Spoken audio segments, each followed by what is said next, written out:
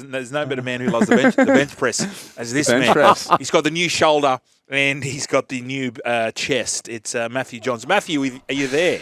Hello, Brian. Hello, Missile, Brooksy, Tourist. How are you, lads? I'm going What's good. doing? Going good. Hey, on bench press, Fletch was telling me some of his numbers this morning. You're flying as well. I hadn't been on the bench press for a long time. Yeah. And I could... What sparked the interest today? Well, because I usually do the class upstairs. Oh, the Zumba. Well, pretty much so. With all the middle-aged women. Yeah. And the mums that stay at home. Oh, this is at the stadium, sporting club of Sydney. The out-of-work actors and the shifty drug dealers. That's my gang. And I got on the bench and just went, buzz. 120 kilos, just one rep. Oh, wow. It's good. No. That's good. But, Matthew, you're a bit of a benchy. Well, mate, I'll tell you what, Fletch, mate, since we've seen our man, our good people at Lighthouse, I tell you what, mate, I couldn't do bench press. I'd jump on, my shoulders would scream. But with the supplements we've been administering and everything, mate, I feel like a new man. Yeah, it's incredible. Matthew, I'm going through that. When you rang me up about 2 weeks ago, you said, Fletch, this is unbelievable. I hadn't hit that excitement level yet, the Gloria, as I like to call it, Gloria Estefan. Yep. The Europia.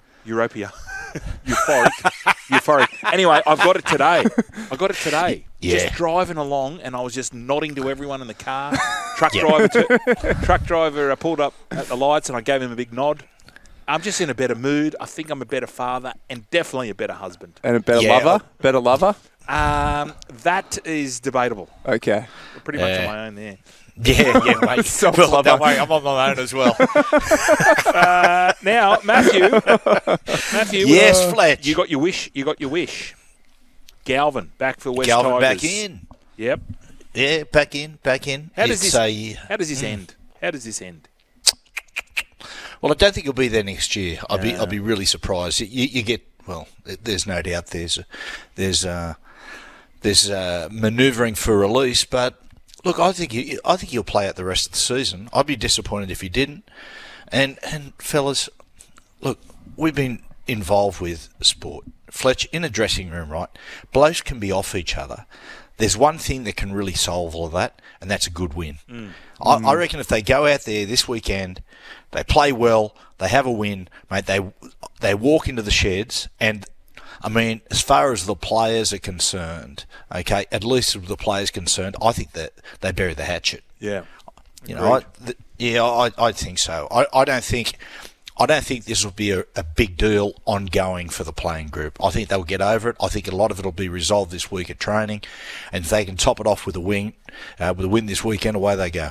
Can I ask you both, the biggest in-team feud that you've seen? It may have been resolved in time, but the biggest at the time. Biggest one, there was two guys. I don't want to name them, but they weren't household names. Okay. But it was involving a lady. So it was an ex, and then she hooked up with the new player, and it was very, very frosty. Did our player have to leave the team to settle it, or they just cracked on? No, they just cracked on. The relationship didn't last. And then they shared notes. But afterwards. we made jokes about it after the fact. You know, it was very frosty, okay. super frosty. And I'm an enabler from way back. You know that. And as we know. And I was trying to get these two together. So there was a nightclub at East Leeds called Bananas. I'll never forget. And I got them up on the dance floor. And I thought, come on, guys, let's do it. Because, it was around the time of, it was the mid-90s. Yeah. And there was a lot of hip-hop going on, just breaking through. And I just tried to get them out on the dance floor. And it was frosty. That's funny, Fletch, there. You just mentioned, mate, I'm a big believer sometimes in synchronicity. I was listening to an interview with the great Richard Clapton, not Eric Clapton, the Australian rock musician, and he was talking about places he would play, and he mentioned Bananas. Oh, but East just Leeds. before. Yeah. An hour ago, he mentioned Bananas. Well, there you go. Isn't that weird? Yeah, that was it. It was in the auditorium. Far out, we had some fun. Can you remember any in your time, Matty? Oh, yeah. There was... when I was a young guy coming through, I lived with a couple of players, and one of the players, his ex, had a relationship with one of the other players. Things got a bit heavy. And one of the boys got really, really drunk, one of the two parties turned up at the house late one night. They engaged in a fight in the front lawn. The next day we got to train and things were okay. It was they resolved the problem over a few fisticuffs. But Andrew and I used to stink on quite a bit at training. You just get physical, but your brothers, it's not a big deal. You get on with things. Yep. But mate, I think the Tigers thing, as I said before, I think they're one win away from, at least for the playing group, being resolved. Yeah. Thoughts on Mitch Moses? I thought he was It's fantastic. amazing, Matty, how one player can just change the whole dynamic of a team. Mate, look, the thing, give a team a halfback, or put it this way, you can have a great team, you don't have a pure 7, then you've got a car without a steering wheel. And you just saw that when he came back into the side, you saw what these young guys and what this young side is capable of. Everything just changed. Like Yongi he's been their best player so far this year.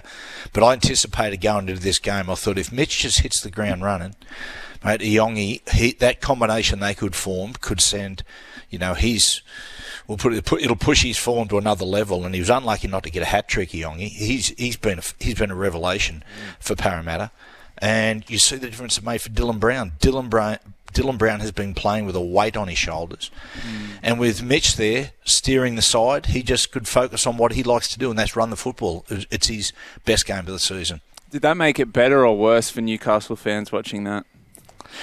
I think, Missile, it made things better. I imagine for Newcastle fans in that first month, seeing Dylan drop out of games would have been alarming, but last weekend you saw what he was capable of. The question will still be if they've signed him to be a guy who can push the side around the park. Well, he's not going to be that player this year. He's not going to be a player next year or the year after that. He may develop into that player, but what you saw last weekend is what Dylan Brown is about. That's what they've bought.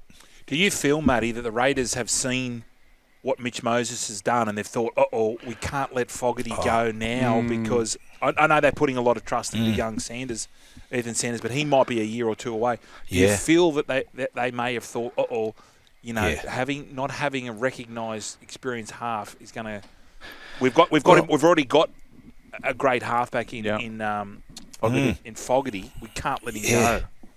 Well, Fletch, Missile, you look at how they're travelling. At the start of the season, everyone went about the Raiders, went, okay, where do they sit? Are they a chance of playing top 8 football? Everyone, it was sort of split. Most people said, no, they're not. Some people had them in their bottom 4. 1 or 2 people I saw had them as their wooden spooners. Now, people are saying, do you think they're capable of being top 4? Will they end up top 4? And a lot of people believe they will be. They're following a very similar trajectory as the Bulldogs, in the fact that who knows, in a month's time, we very well might be saying here, what do you reckon, boys? Can the Raiders win the whole thing? Is what we're talking about with the Bulldogs. And so when you consider all those things and how rapidly they have improved, they'd be crazy to let Fogarty just walk out the door without a strong fight. Yeah. I think they'd be desperate to hold on to him. And the other thing about it too, fellas, they've got a really young side coming through. And so they're going to need that old head to steer him around the park still. And young Sanders, I've seen him play. Man, terrific footballer, but there are no guarantees. There are no guarantees. You can have a kid that looks $1 million, but until they get into the top grade and play regular first grade, there's no guarantees that they're going to be a top line 7 in the top grade. That's the balance you got to do, right? So I was just thinking about young Sanders. He... Like 3 years, if the Raiders offered him... Because first of all, they offered Fogarty 1 year, Raiders. Yeah. Now they've offered him 2. Ethan Sanders is probably thinking, or his management are thinking, if they offer him 3 years, we're going to look else. We're going to look at it. So that's the balancing act you've got to Fletch, get, isn't it? This is what it is, right? You've got your halfback there who you just don't want to lose. And they've offered him 2 years. In a perfect world, I reckon they'd be willing to offer him 3. But the other side of the coin, you've got young Sanders as manager saying, well, the kid's not going to sit here forever. Yeah. You've got to make a decision. So at the moment, you see where Ricky's just trying to straddle the situation. A couple of years with Jamal, and then Ethan takes over. it's interesting to see what he does, Jamal. Everything. I listened to you blokes interviewing him last week, Fletch. He just comes across such a terrific bloke. Yeah. He came on the show. He was a great bloke. He's so well liked and respected at Canberra. I wouldn't be surprised if he stays, even if it's just 2 years. Just about an hour ago, Matty, our mate Sneaky Pete Bedell released an article saying that it looks like Sexton is going to re-sign at the Bulldogs, 2 years, about $1 million, which seems about right. Thoughts on that signing? I think it's a great signing. And I reckon they've got him at a pretty good price there. I think if Toby went out on the open market tomorrow and said, righto, open for offers, I think he'd get around $650 somewhere. Who knows, maybe someone offer him a little bit more. But, yeah, it's a good signing. He's improved out of sight in the last 12 months. Speaking of halves, you had Jamie Humphreys on the potty with you and Coop. How was he, mate? How did he come across? He honestly, what a fantastic young bloke, mate. Smart, he's intelligent, he's well spoken. He's a fantastic young bloke, and he had some it was talking to him just about like walking into that dressing room. How intimidating it was. You walk in, there's Latrell and there's Cody. Next thing he said, like Wayne walked in the door. The players had told him, mate, don't offer your hand at Wayne. Yeah, he'll offer your hand, but only shake it once a day. All these things. He said he was just rattled. And you know what it's like? But when you walk into a brand new dressing room, it is like walking into a new schoolyard. And there's a couple of things. There's one thing you've got to do is you have to create a good first impression, not just socially, but on the training field. And I said to him, how'd you go? Like, you go in the sheds, they're really nice, they're accepting, but then you've got to walk out in the training field. What did that first training session look like? And he said, I walked into training, and he said, I had a bad Achilles, and I was told, don't run on it. And then they announced there's a 1.2 kilometre run, time trial. And he said, I just couldn't pull out of it. So he said, I ran it. And he said, after the first lap, he said, I was just thinking to myself, it's going to go. It's going to go. And he said, but I couldn't stop. I had to keep running. And he said, and I finished, and Wayne saw me limping on it. He said, did a good time, really happy with it. And Wayne went up and said, what's the story? He said, oh, mate, it's my Achilles. He said, mate, don't worry about training the next month. Just come in here, just observe. You don't need to be, it's a long season. You don't need to be bashing yourself up this early. That's awesome. Did he say what position he favours, Matty? Because he's a big halfback. Yeah, look,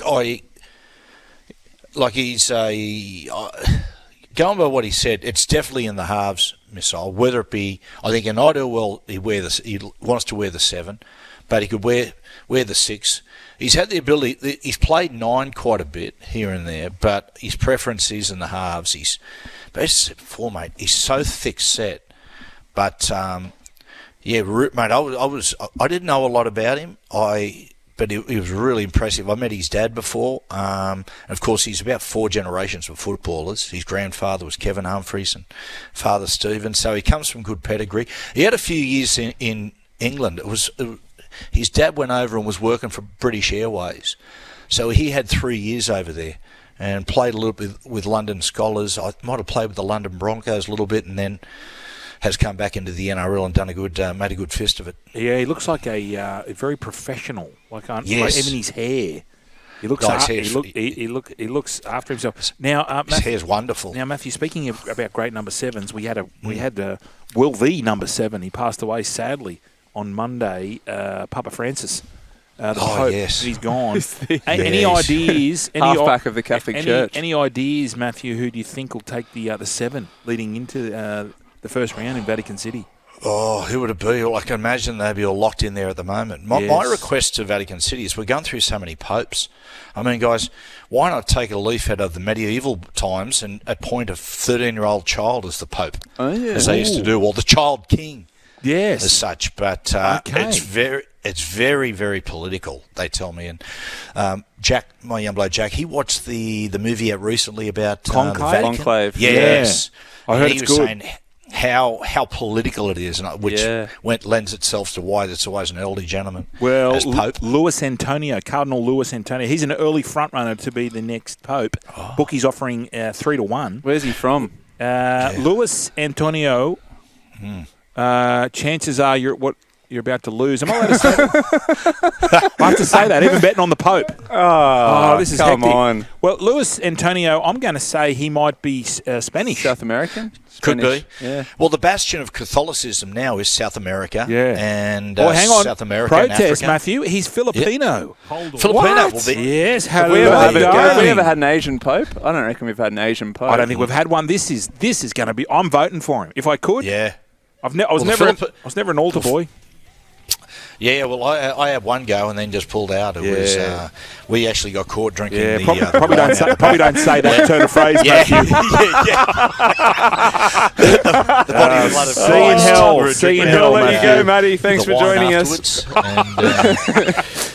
Yes. There he is. You're still here? We'll see more on the Joel and Fletch socials and catch us live on SEN Radio. Because if you don't, you're an A grade. But if you do, you're the absolute Mickey.